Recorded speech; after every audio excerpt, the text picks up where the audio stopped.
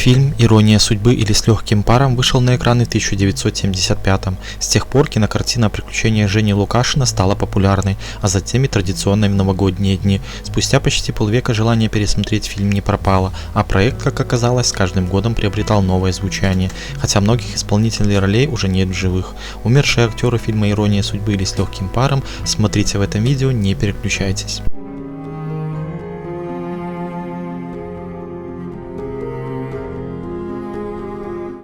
Главного героя Женю Лукашина исполнил Андрей Мягков. Актер редко появлялся в комедийном амплуа, тем удивительнее для режиссера Эльдара Рязанова казалось, что пробы исполнителя были самыми убедительными.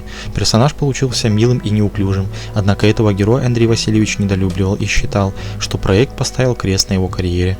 В фильмографии артиста появилось более 70 работ. Последние годы Мягков практически не снимался в кино и сосредоточился на написании детективов для своей жены Анастасии Вознесенской. Собственное решение знаменитости объясняла тоской по доброму советскому кино. Супруги посвятили жизнь творчеству, детей в семье не было. Последние годы Мягков вел уединенный образ жизни и практически не давал интервью. 18 февраля 2021 года сердце Андрея Васильевича остановилось. Причиной смерти оказалась сердечная недостаточность. Вдова Мягкова ушла из жизни спустя год.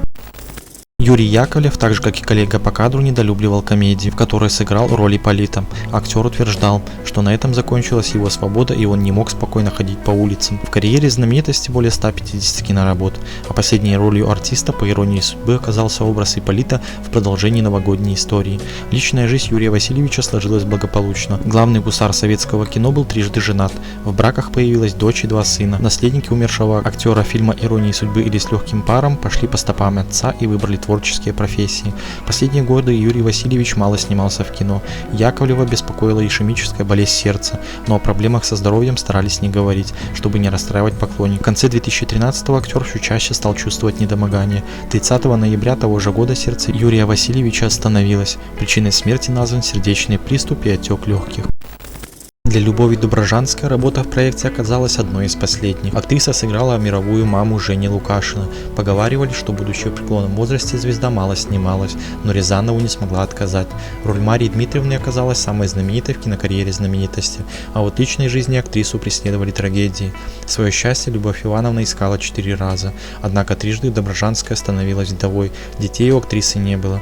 Последние годы знаменитость провела в одиночестве. Любовь Ивановна страдала потерей памяти, а за неделю до смерти звезде поставили диагноз перелом шейки бедра. Когда наконец она попала в больницу, то там оказалась одна. К артистке, страдающей от боли, так никто и не подошел. 3 ноября 1980-го Любовь Доброжанская ушла из жизни. На похоронах звучал вальс из спектакля «Вишневый сад» в исполнении 4-го мужа Виктора Кручинина, рядом с которым и обрела последнее пристанище актриса. Продолжает список умерших актеров фильма Георгий Бурков. Любимцу Рязанова, который так и не получил актерского образования, в комедии досталась роль подвыпившего интеллигента дяди Миши. В карьере артиста более 60 работ в различных жанрах. Лучшими считаются роли в фильмах Василия Шукшина.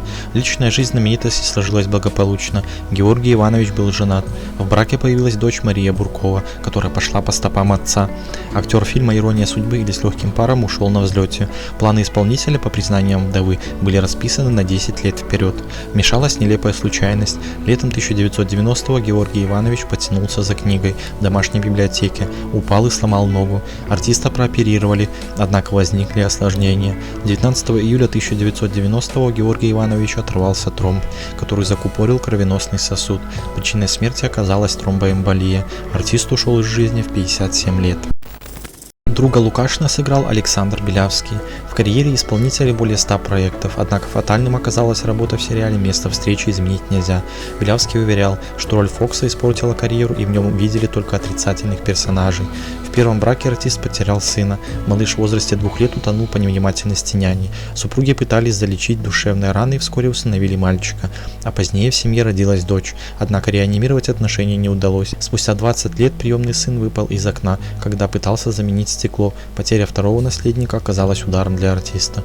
От отношений во втором браке у Белявского родилась дочь, когда актеру было за 70 лет.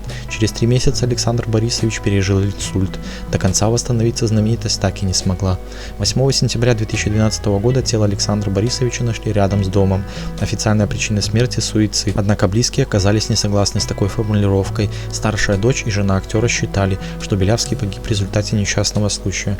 Возможно, из-за приступа головокружения артист потерял равновесие, когда выглядывал в окно, чтобы посмотреть, где задержались дочь и жена, гуляющие во дворе. Обстоятельства смерти так и остались загадкой. Вторая жена актера умерла в 2017-м. Младшую дочь взял на воспитание брат отца. Любовь Соколова в проекте сыграла родительницу Нади Шевелевой. Актриса фильма «Ирония судьбы» или «С легким паром» была востребована в профессии. В карьере знаменитости оказалось более 400 ролей преимущественно второго плана, но актриса была довольна своей творческой судьбой, поскольку играть женщину, творящую зло, знаменитость не хотела. Между тем судьба звезды оказалась горькой. Первого мужа Любовь Сергеевна потеряла в блокаду. Вторые отношения с Георгием Данелием продлились 26 лет и закончились расставанием. В браке родился сын Николай. На 27-м году молодой человек умер, предположительно от передозировки запрещенными веществами. Потери не ожесточили актрису. Одиночество знаменитости скрашивала внучка Маргарита и любимая работа. Последние годы актриса страдала от болезни сердца. В «Комсомольской правде» появилась информация, что актрисе требовалась операция по коронарному шунтированию. Медицинское учреждение, куда обратилась Соколова, предложило услугу на платной основе. Таких денег у артистки не было. Из скромности Любовь Сергеевна не стала просить помощи или скидку. Спустя несколько месяцев, 6 июня 2001-го, актриса фильма «Ирония судьбы» с легким паром умерла от сердечного приступа.